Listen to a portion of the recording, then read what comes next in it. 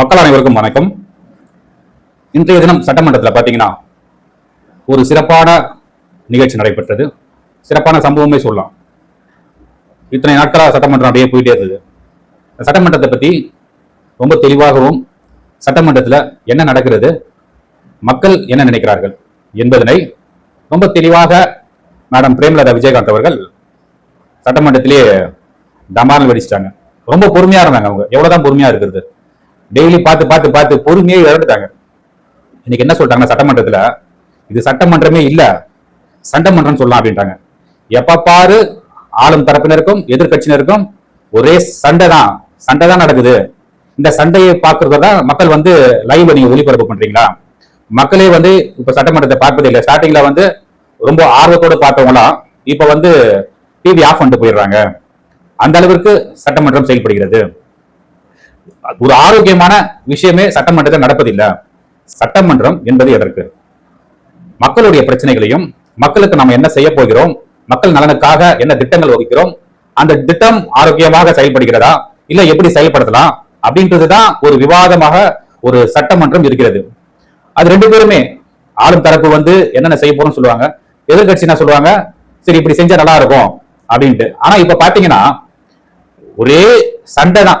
காங்கிரஸ் கட்சியும் சரி, விடுதலை சிறுத்தைகளும் சரி, தாவேக்காவும் சரி, இந்த பக்கம் திமுக, அதிமுக, மற்ற இதர கட்சிகள் ரெண்டுத்துக்குமே ஒரே இந்த கொடாடி சண்டை சொல்லுவாங்க. அந்த கொடாடி சண்டை மாதிரி தான் போயிட்டு இருக்கு. மக்கள் உண்மையா சொல்லிட்டாங்க. மக்கள் உண்மையிலேயே மேடம் பிரேமலதா மேடம் சொன்ன மாதிரி வெறுத்து போயிட்டாங்க எல்லாருமே. இதனால இது இவங்க மக்கள் பிரச்சனை பத்தி பேசுவாங்க, மக்களுக்காக ஏதாவது செய்வாங்கன்னு பார்த்தா டெய்லி எதற்கெடுத்தாலும் சண்டை சண்டை சண்டை. ரொம்ப அழகா தெளிவா சொல்லிட்டாங்க, இது சட்டமன்றமே இல்லைங்க, இது ஒரு சண்டை மன்றம் சொல்லிட்டு. அந்த அளவிற்கு சட்டமன்றம் செயல்படுகிறது. இதுல ஒரே ஒரு பாராட்டக்கூடிய விஷயம் பாத்தீங்கன்னா, சபாநாயகரை ரொம்பவே பாராட்டலாம். உண்மையாகவே ஒரு சபாநாயகரை பாராட்டியே ஆக வேண்டும். ஏன்னா அந்த அளவிற்கு ரெண்டு தரப்பினரும் சரி, அவர் நடுநிலையோடு இருந்து சிறப்பாக செயல்படுறார். வேற யாரா இருந்தாலும் உண்மையிலே கஷ்டம். ஏன்னா ஒரு பக்கம் எப்படின்னா ஆளுங்க சபாநாயகர் பெரும்பாலும் ஆளுங்கட்சிக்கு ஆதரவாகவே இருப்பார்கள். ஆனால் நம்முடைய புத்திரிக்கக்கூடிய சபாநாயகர் ஜே.சி.டி. பிரபாகரன் நடுநிலையோடு செயல்படுகிறார், பேசுவதற்கு வாய்ப்பு கொடுக்கிறார். அதே போல தவறான வார்த்தை, ஆளும் கட்சி சார்ந்தவர்கள் தவறான வார்த்தை சொன்னால் உடனே அவை குறிப்பிலிருந்து நீக்குகிறார். அதே போல ரெண்டு பேருக்குமே ஒரு நடுநிலையோடு இருந்து சரியான ஜட்ஜ்மெண்ட் வழங்கி கொண்டிருக்கிறார். இது உண்மையாகவே பாராட்டக்கூடிய.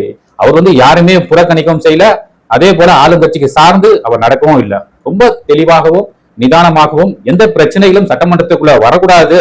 ஏன்னா இவங்க எல்லாம் பாத்தீங்கன்னா திடீர்னு அடிச்சுக்கிற மாதிரி ஒருத்தருக்கு போறாங்க. இதெல்லாம் பார்த்து கொண்டு இதெல்லாம் உடனே அடக்குகிறார். ரொம்ப அழகாகவும் தெளிவாகவும் பேசிக்கொண்டு வருகிறார். அவருக்கு ரொம்ப பொறுமையா வேண்டும். அதே போல நிச்சயமாக அவருடைய உடல்நிலை கடவுள் ஆரோக்கியத்தை நல்லா இருக்கணும் அவருக்கு. ஏன்னா இவங்க எல்லாம் சமாளிக்கிறது ரொம்ப பெரிய கஷ்டம். அந்த அளவிற்கு ஒருத்தரை மோதிக்கொள்கிறார்கள். இதெல்லாம் பார்த்துதான் நம்முடைய மேடம் பிரேமலதா மேடம் பொறுமையை இழந்து இன்னைக்கு சட்டமன்றத்திலே போட்டு உடைச்சிட்டாங்க. என்னங்க சட்டமன்றம் இது? சட்டமன்றம் நடக்குது.